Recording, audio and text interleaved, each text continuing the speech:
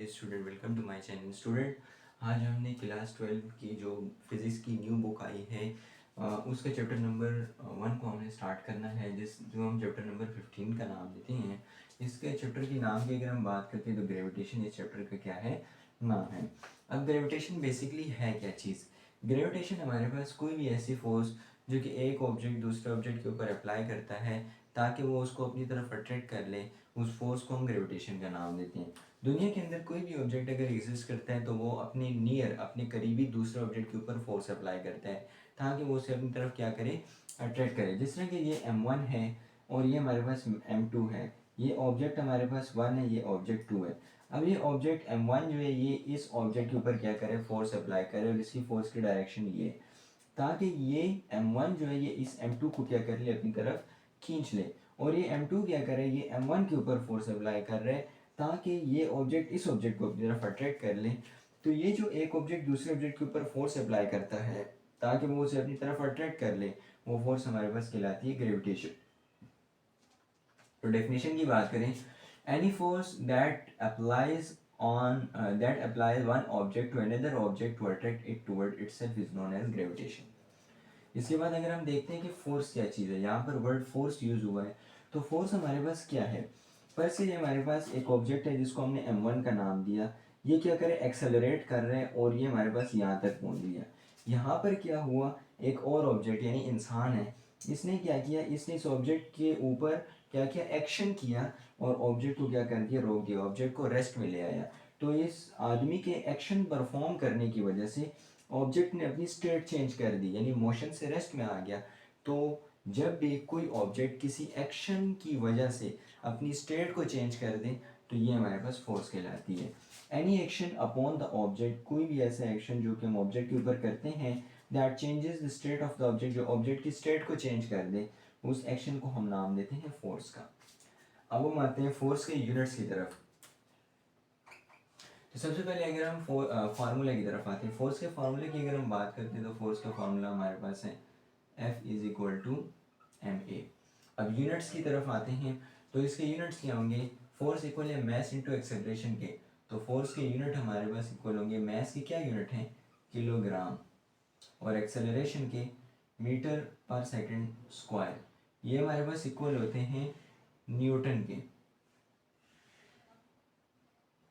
और न्यूटन को हम एन से क्या करते हैं, जाहिर करते हैं, एन से इंडिकेट करते हैं। न्यूटन जो है ये हमारे पास इसके एस आई यूनिट्स हैं। फोर्स के एस आई यूनिट की अगर हम बात करें तो वो न्यूटन है, और ये इसके क्या हैं, बेस यूनिट्स हैं। अब आते हैं यूनिट से बाद डायमेंशन की तरफ कि फोर्स के डायमेंशन हमारे पास क्या है। तो फोर्स की अगर डायमेंशन की बात की जाए तो फोर्स की डायमेंशन हमारे पास इक्वल है ml/t-2। ये हमारे पास फोर्स की डायमेंशन आ गई। अब फोर्स की अगर नेचर की बात की जाए तो फोर्स की नेचर क्या है, वेक्टर क्वांटिटी है फोर्स। अब फोर्स कैसे वेक्टर क्वांटिटी है, अब देखिए यहाँ पर m1 ऑब्जेक्ट क्या कर रहा था, एक्सेलरेट कर रहा था।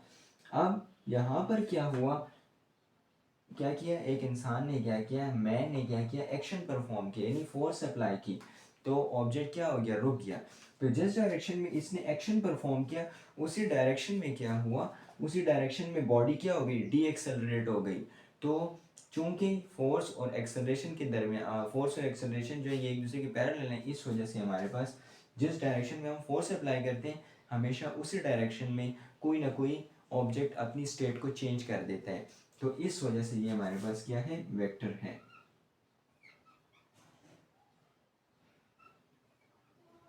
इन दोनों के दरमियान जो एंगल है वो हमारे पास 0 डिग्री के इक्वल है।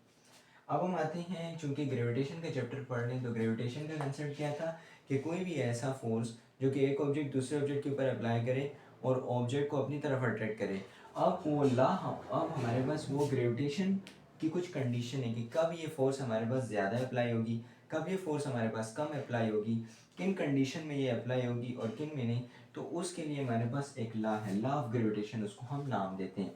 अब लॉ ऑफ ग्रेविटेशन में हमें ये बताया गया है कि क्या कंडीशन होगी तो फोर्स ज़्यादा अप्लाई होगी, ग्रेविटेशनल फोर्स दूसरे ऑब्जेक्ट के ऊपर हो, क्या कंडीशन होगी तो फोर्स हमारे पास ग्रेविटेशनल फोर्स हमारे पास कम अप्लाई होगी, उसको हमने देखना है। तो लॉ ऑफ ग्रेविटेशन ये बताता है, जिस तरह कि ये हमारे पास एक ऑब्जेक्ट m1 है और ये हमारे पास ऑब्जेक्ट m2 है, M1 M2 के ऊपर फोर्स अप्लाई करे और M2 M1 के ऊपर क्या करे, फोर्स अप्लाई कर दिए। ये दोनों ऑब्जेक्ट क्या हैं, ये दोनों ऑब्जेक्ट हमारे पास, इन दोनों के दरमियान जो सेपरेशन डिस्टेंस है वो हमारे पास r के इक्वल है। अब अगर हम इन ऑब्जेक्ट के मैसेस को बढ़ा देते हैं, अगर हम इनका मैस क्या कर दे, बढ़ा दे दोनों का, तो हमारे पास क्या होगी, मैस बढ़ गया, फोर्स इक्वल है मैस इंटू एक्सेलरेशन के, तो मैस इंक्रीज कर गए तो फोर्स भी क्या हो गई, इंक्रीज कर गई। अब अगर हम क्या करें, इन दोनों के दरमियान के डिस्टेंस को बढ़ा दें, तो जब डिस्टेंस बढ़ा देंगे तो हमारे पास फोर्स क्या हो जाएगी, कम हो जाएगी। यही चीज़ लॉ ऑफ ग्रेविटेशन में हमें बताई गई है। The force of attraction between the two object, दो ऑब्जेक्ट के दरमियान जो फोर्स ऑफ अट्रैक्शन है वो हमारे पास डायरेक्टली प्रोपोर्शनल है to the product of their masses, इन दोनों ऑब्जेक्ट के मैस के प्रोडक्ट के। यानी अगर हम इन दोनों ऑब्जेक्ट के मैस का प्रोडक्ट निकालें तो वो जितना ज़्यादा होगा उतनी फोर्स ज़्यादा अप्लाई होगी, ठीक है। The product of their masses and inversely proportion, और इनवर्सली प्रोपोर्शनल है to the square of distance between them, इन दोनों के दरमियान ये जो डिस्टेंस आर है इसके स्क्वायर के, ठीक है। यानी जितना हमारे पास दोनों मैसेज का प्रोडक्ट ज़्यादा होगा, ठीक है, तो फोर्स ऑफ अट्रैक्शन ज़्यादा होगी दोनों ऑब्जेक्ट के दरमियान, और जितना हमारे पास दोनों ऑब्जेक्ट के दरमियान डिस्टेंस ज़्यादा होगा तो उतना हमारे पास फोर्स कम हो जाएगी। तो यहाँ पर ये चीज़ बताई गई है कि इनवर्सली प्रोपोर्शन है square of distance between them, और डायरेक्टली प्रोपोर्शन है प्रोडक्ट ऑफ देयर मैसेज। तो हम इसको मैथमेटिकल फार्मूला में अगर लिखते हैं, मैथमेटिकल फॉर्म में, तो हमारे पास सबसे पहली स्टेटमेंट क्या है कि force is directly proportion to the M1 M2, ये इनका प्रोडक्ट, ठीक है, और force is inversely proportion to the gravitation force है तो इसके साथ हम G लिख देते हैं, inversely proportion to the 1 divided by r का स्क्वायर। अब इसको हम इक्वेशन 1 का नाम दे देते हैं और इसको हम इक्वेशन 2 का नाम दे देते हैं। अब कंबाइन करते हैं इन दोनों इक्वेशन को, ठीक है।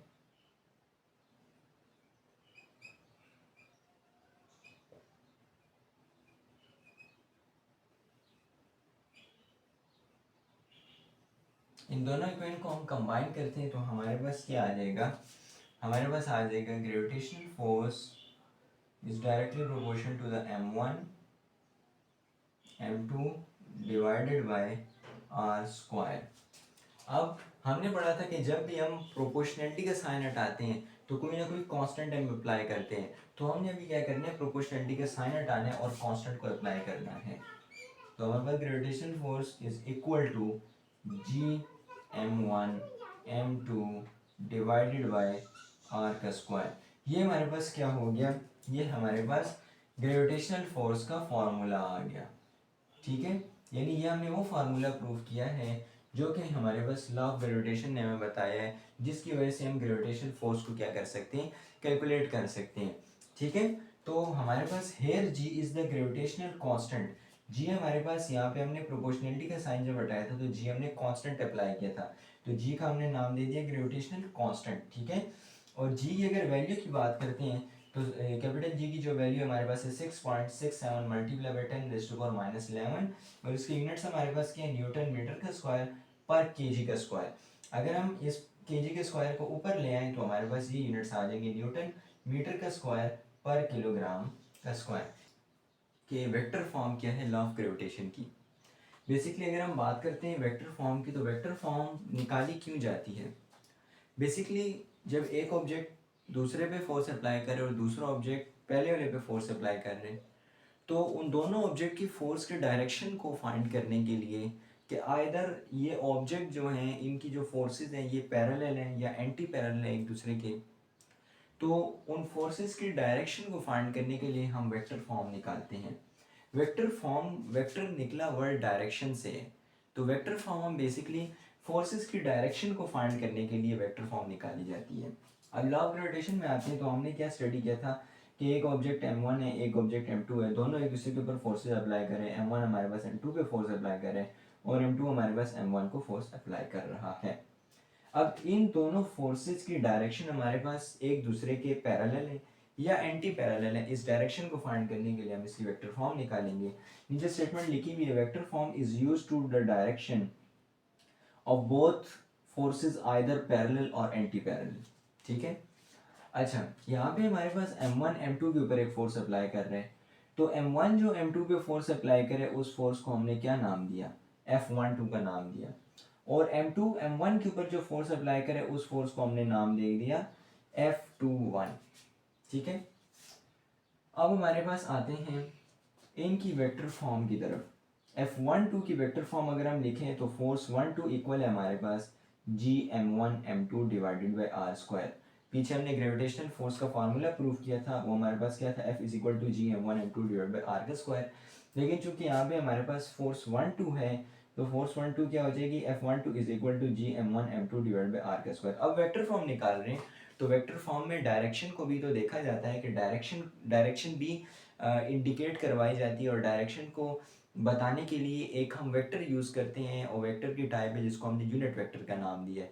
यूनिट वेक्टर बेसिकली किसी भी वेक्टर की डायरेक्शन को, ओनली एंड ओनली डायरेक्शन को इंडिकेट करता है। इसका मैग्नीट्यूड हमारे पास 1 होता है, ये सिर्फ उस डायरेक्शन को इंडिकेट करने के लिए यूज़ करते हैं।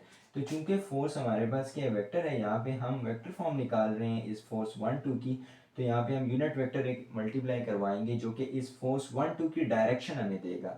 उस यूनिट वेक्टर को हमने यूनिट वेक्टर R12 का नाम दिया है। अच्छा, अब ये फोर्स 1 2 पहली वाली फोर्स निकल आई, पहली वाली फोर्स की वेक्टर फॉर्म निकल आई, इसको हमने इक्वेशन 1 का नाम दे दिया। अब M2 जो M1 के ऊपर फोर्स अप्लाई करे वो हमारे पास क्या है, उसको हमने नाम दिया फोर्स 2 1 का। अब फोर्स 2 1 की हम क्या करेंगे, वेक्टर फॉर्म निकालेंगे। तो फोर्स 2 1 की वेक्टर फॉर्म निकालेंगे तो हमारे पास क्या आ जाएगा, Gm1m2 डिवाइड बाई आर का स्क्वायर। और फोर्स 2 1 की डायरेक्शन को इंडिकेट करने के लिए हमें एक वेक्टर चाहिए होगा जो यूनिट वेक्टर, तो वो यूनिट वेक्टर क्या होगा, यूनिट वेक्टर R21 हम क्या कर देते हैं, फोर्स 2 1 की डायरेक्शन को इंडिकेट करने के लिए इसके साथ मल्टीप्लाई करवा देते हैं। अब इस इक्वेशन को हमने इक्वेशन 2 का नाम दे दिया। अब देखा जाए तो हमारे पास ये फोर्स और ये फोर्स दिखने में तो एक दूसरे के ऑपोजिट जा रही हैं, तो हम ये कह सकते हैं कि R12 unit vector R12 equal है माइनस यूनिट वेक्टर R21 के, यानी यूनिट वेक्टर R12 जो है ये हमारे पास ऑपोजिट है यूनिट वेक्टर R21 के, नेगेटिव साइन इंडिकेट करे ऑपोजिट डायरेक्शन को, तो हमने यहाँ पे ये चीज़ लिख ली। अब हम यहाँ पे क्या कर सकते हैं, अब इसकी वजह से जहाँ पर हमारे पास यूनिट वेक्टर R12 लिखा हुआ है वहाँ पे हम माइनस यूनिट वेक्टर R21 लिख सकते हैं, और जहाँ पे यूनिट वेक्टर R21 लिखा है वहाँ पे हम माइनस यूनिट वेक्टर R12 लिख सकते हैं। ठीक है, इन दोनों फार्मूला में से कोई भी आप ले लें जो आपके लिए आसानी है। मैंने ये वाला फार्मूला लिया, unit vector force 1 2 is equal to Gm1m2 divide by r का स्क्वायर। अब ये फोर्स 1 2 के साथ यूनिट वेक्टर कौन सा मल्टीप्लाई हो रहा था, यूनिट वेक्टर R12, तो यहाँ पे हमने क्या कहा कि R12 इक्वल है माइनस R21 के, तो मैंने यहाँ पे R12 की जगह नेगेटिव R21 लिख दिया, यूनिट वेक्टर नेगेटिव R21 लिख दिया। इसको हम मल्टीप्लाई करवाते हैं तो ये नेगेटिव साइन इधर आ जाएगा, और बाकी ये चीज़ बन जाएगी Gm1m2 डिवाइड बाई आर का स्क्वायर, और यहाँ पे यूनिट वेक्टर R21। अब इस नेगेटिव साइन को छोड़ के बाकी तमाम की तमाम वैल्यू अगर देखी जाए तो ये जो फार्मूला है Gm1m2 डिवाइडेड बाई आर का स्क्वायर और यूनिट वेक्टर R21, ये हमारे पास इसके इक्वल नहीं है, Gm1m2 डिवाइडेड बाई आर का स्क्वायर और यूनिट वेक्टर R21।